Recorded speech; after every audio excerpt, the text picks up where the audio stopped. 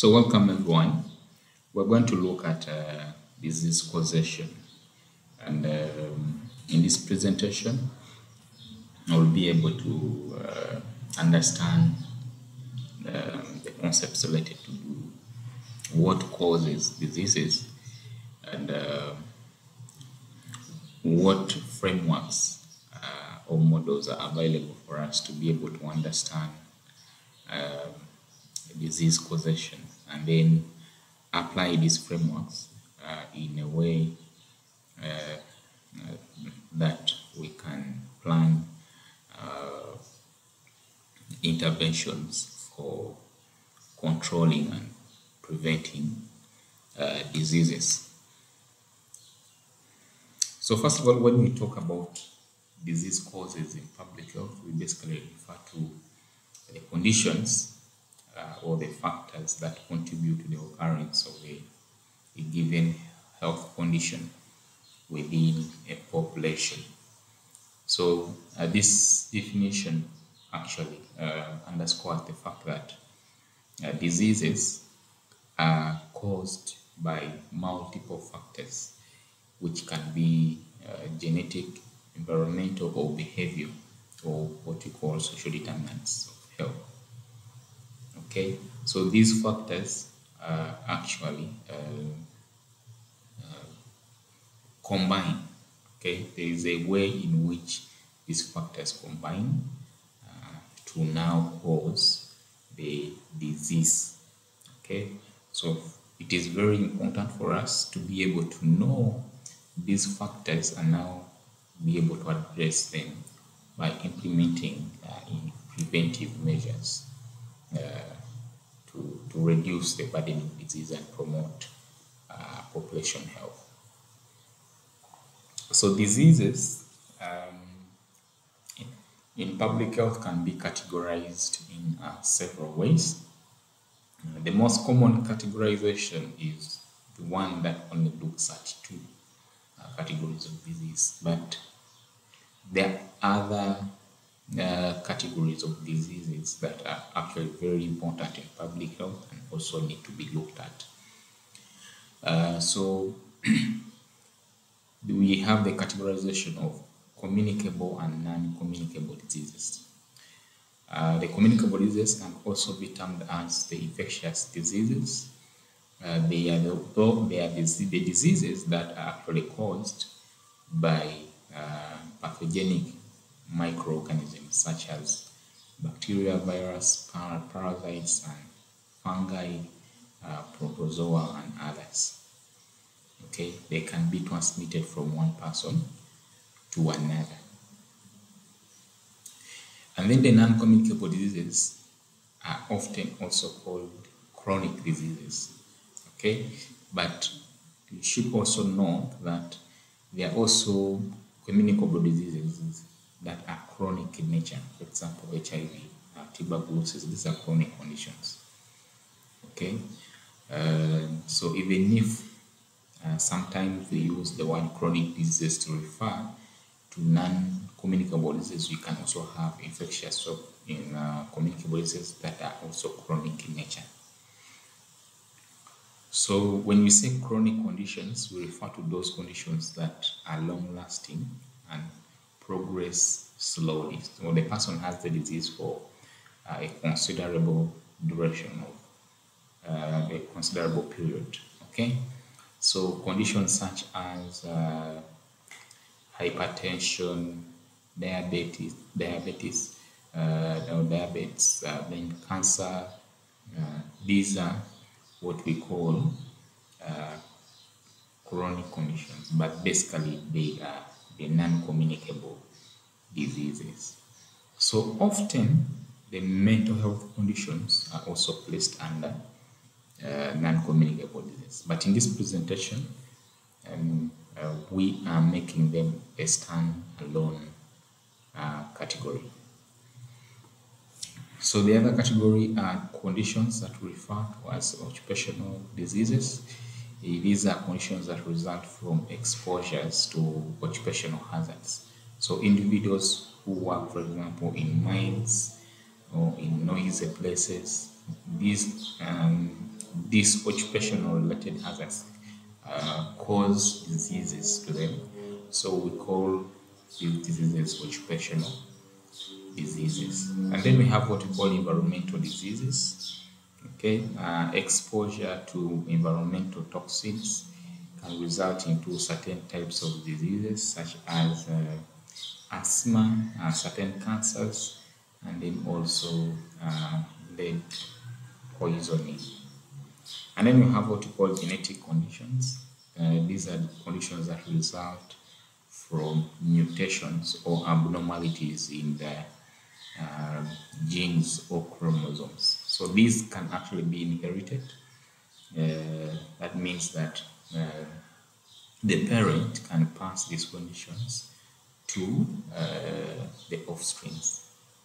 Okay, so some of these genetic conditions can be caused by mutations that can occur spontaneously or actually be inherited from the parents. So we have conditions such as cystic fibrosis, sickle cell anemia, and then Down syndrome, and then Huntington's disease. And then we also have another category of nutritional conditions. These are as a result of either deficiencies or one imbalance of nutrients. So you can have individuals lacking the macronutrients or the micronutrients. And then injuries and trauma. This happen because of accidents or physical injuries or wars. So they cause fractures, burns, poisoning. This can be intentional or unintentional injuries. And then the last category, which we saw in the non-communicable disease category, which are the mental diseases, which can also be called mental disorders or psychiatric disorders. These are conditions that affect one's thoughts, emotions, and overall mental well-being. Okay, so we now look at the disease causation models. So we have earlier on said that diseases are caused by multiple factors that interact to produce a given condition. Now, we have what we call disease causation models, which are basically frameworks that help public health professionals to understand the factors and the interactions between them that contribute to the occurrence of diseases in given populations. Okay, so basically a framework is the simplification of how certain things actually occur. Okay, so when we're talking about disease causation models, how do we simplify the way the different factors that are implicated in a given disease result into that disease, and what are the key concepts, what are the interactions, what influences what to cause what. That is what we are looking at. So basically, what interacts with what to cause what is what we call causal relations. So causal relations are very important in disease causation.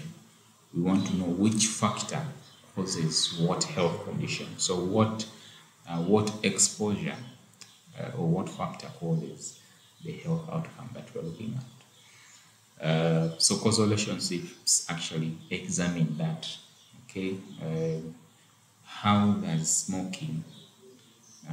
smoking related to cancer? Okay, so what is that relationship? Is it a causal relationship or it's not? disease causation models help us to understand how these factors actually interact. So we have causal relations. Okay, this is to say that at the onset, what you really need to know is that you can be exposed to microbes. Okay, so maybe you are two individuals, you're exposed to microbes, both of you, of the same dosage, and then one person gets the condition and then the other person does not get the condition. So what explains that? Okay, what explains that? So there could be various factors to explain such a situation. So causal relationships can somehow provide us a little understanding into such a situation. Okay, so let us look at these types. One is the necessary cause, which is that for a condition to occur, okay, for a health condition to occur or for a disease to occur, that factor should be present. If that factor is not present, then the disease will not happen. So that is what we call a necessary cause. So you cannot have cholera without being infected with the bacterium Vibrio chlori. I hope that is very clear. Then the second issue, or the second category of cause, is what we call the sufficient cause. Okay? With a sufficient cause, it means that you have a factor. Okay, you have a factor, but it has to combine with other factors in order for the disease to happen. Okay? So you don't only need to, you may not necessarily need to have one factor, but you need to have a combination of factors for the disease to happen. So for example, for an individual to have lung cancer, either they must have been smoking, or on top of smoking, they have been exposed to asbestos, or they have a genetic predisposition.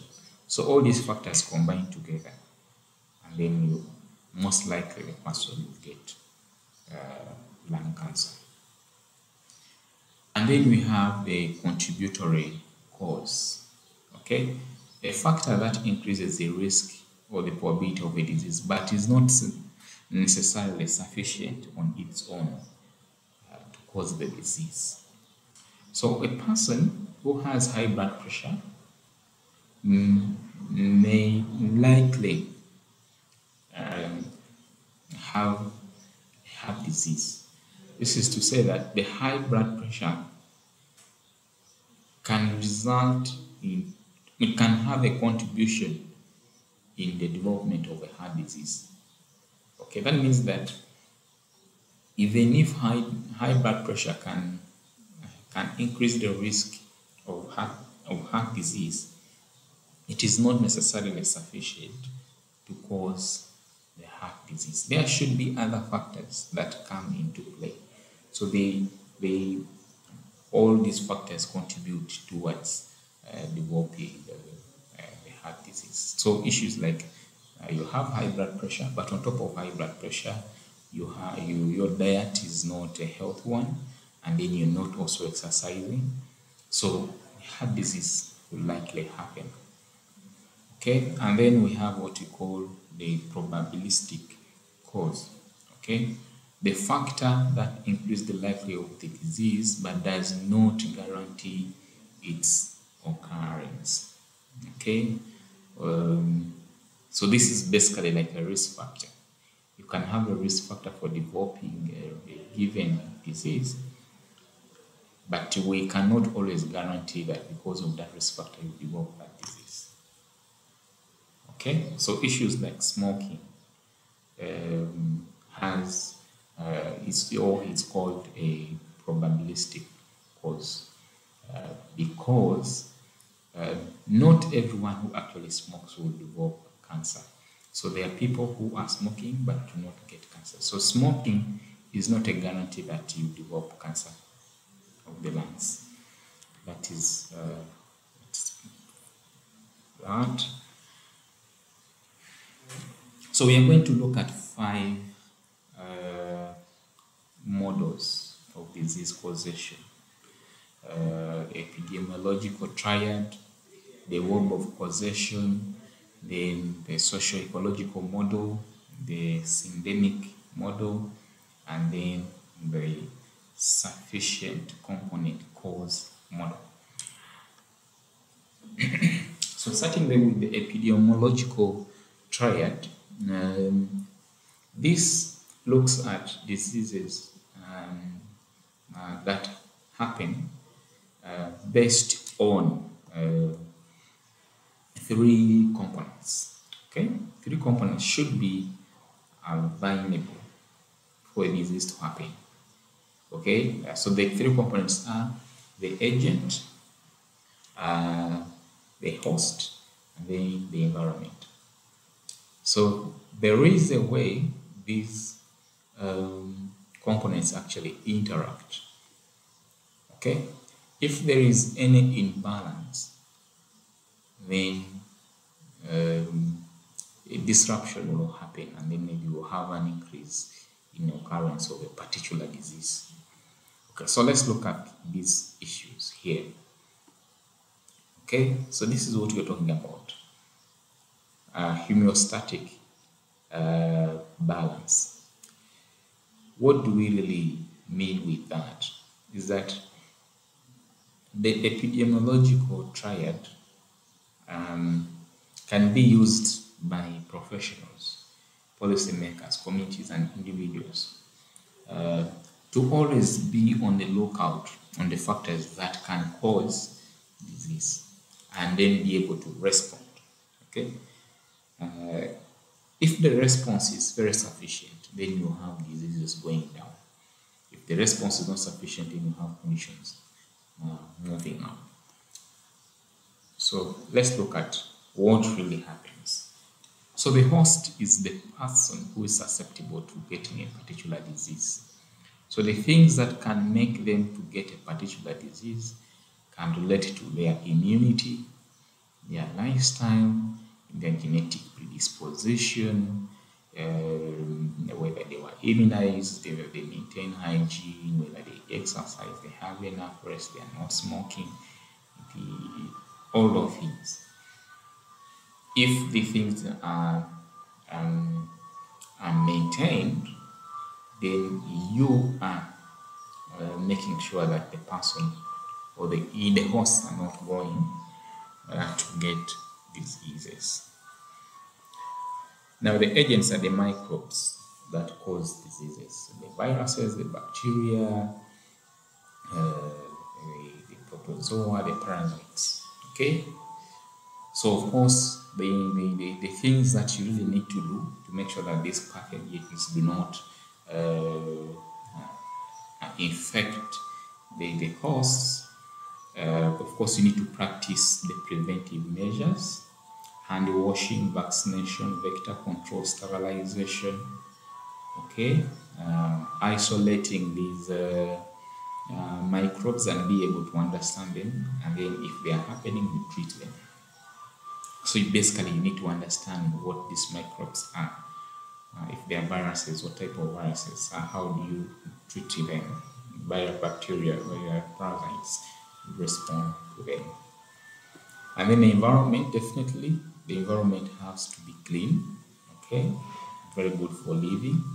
So you need to make sure that you have sanitary facilities, you have clean water, proper waste management, and then you remove vessels that can contribute to vector bleeding. Okay, so you put in policies and regulations to solve that. And then you have now the responding or monitoring and response. you need to have a robust health surveillance system to be able to detect any diseases that occur and then be able to respond appropriately in controlling the outbreaks or containing the outbreaks. Okay, so we move to the next model, which is the web of causation, which is basically that we have, for a disease to happen, there must be various factors that come into play for a disease to occur. Okay, so it is very important to realize that a disease may not necessarily happen because of one factor, but there are many factors that interact with one another, and the web of causation depicts the interrelation between these factors. So these factors can be looked at different levels, at individual level, at the micro level, and then at the macro level. That is the social, economic, cultural, and evolutionary determinants of health.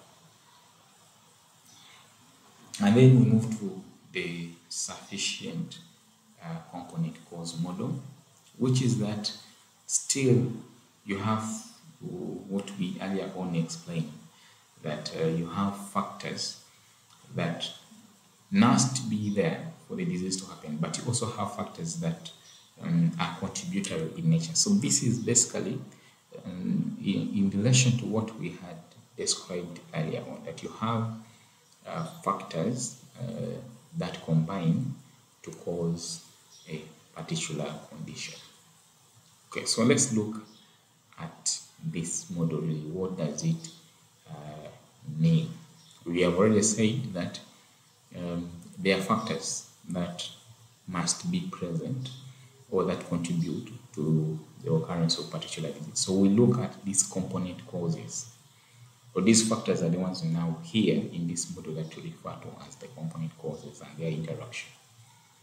Okay, so the component causes are basically the factors that should be present for the disease to happen. These are the genetic susceptibility, environmental exposures, behavioral, lifestyle, and physiological factors. So these factors must be working together to be able to cause a disease. So what are the principles, or what is the principle of a sufficient cause model? So the principle of sufficient cause states that the presence of all necessary component causes in an individual is sufficient to cause the disease. Okay, so they need you have the different factors that we have talked about, that they should be sufficient enough to cause a disease. Okay, so if these components are sufficient to cause a disease, then we have what we call a sufficient cause. Okay, so that means that if you need to understand that the sufficient causes help identify the specific factors that need to be present for the disease to happen. Okay, so these different factors combine in different ways. They can be those that result into what we call additive interaction, which is that for each multiple component, the addition of these should result, or the impact, the joint impact of these multiple component causes is equal to the sum of the individual effects. Okay, so this is basically to say 1 plus 1 equals to 2. Okay, that is the additive interaction. And then the synergistic interaction is where the joint effect of the multiple component causes is greater than the sum of their individual effects. So if you have factors, two factors, factor A and then factor B. Okay, if you combine the effects of these factors, the sum is actually bigger than if you just added the two. So it involves amplification it amplifies the effect, and means makes the effect bigger. That is what happens. And then the antagonistic interaction is where one factor counteracts the other, so such that less individual effects are actually produced. And then we move to using this model actually in practice. What does it really imply? So this is related to what we had explained earlier on, that smoking, which is basically a component cause, can interact synergistically with genetic susceptibility, which is also another component, to increase the risk of developing cancer. Okay, so smoking alone may not necessarily lead into cancer, but if it finds another component cause, then cancer is likely to happen. It's the same thing with diabetes. Okay, for diabetes, type 2 and obesity. Okay, genetic predisposition interacts with a person, or in a person who is not actually eating healthy and is not living an active lifestyle. So it is very likely that the person will actually develop type 2 diabetes. So what does this really mean in public health? It means that you need to identify the component causes and how they actually contribute to the occurrence of the disease, such that you can actually implement prevention strategies that can target these component causes. So it is very important to look at diseases in a way that is comprehensive in nature, so that you can address multiple component causes simultaneously. The limitations are that it could be quite hard in practice to identify and quantify the component causes, because the way diseases happen is quite complex, or it's complex in certain diseases. And then the social ecological model, which is basically that we need to look at the interaction of the multiple factors that can cause disease at different levels. The intrapersonal, the interpersonal, organizational, community, and then societal factors. So issues to do with the individual health behaviors are influenced by personal factors, such as knowledge, attitude, and then you come to societal factors, which are also influenced by culture, policy, laws, resources, and opportunities. So basically, this is to say that we can look at all these factors at different levels, or we can look at the factors that cause diseases at different levels, and then we need to know what influences these factors at all these different levels. Basically, this is what the socio-ecological model is talking about. Another similar model is what we call the syndemic model, which is that which looks at the fact that in populations you can have people who are marginalized, who are facing what we call social inequalities and injustices. That means that you are most likely going to have a greater burden of diseases in these marginalized populations. So with this model, it recognizes that diseases don't occur in isolation, but there should be underlying social problems that are happening, and sometimes these social problems are affecting particular groups of people. So problems such as poverty, racism, violence, stigma, and discrimination propel to the occurrence or result into occurrence of certain diseases.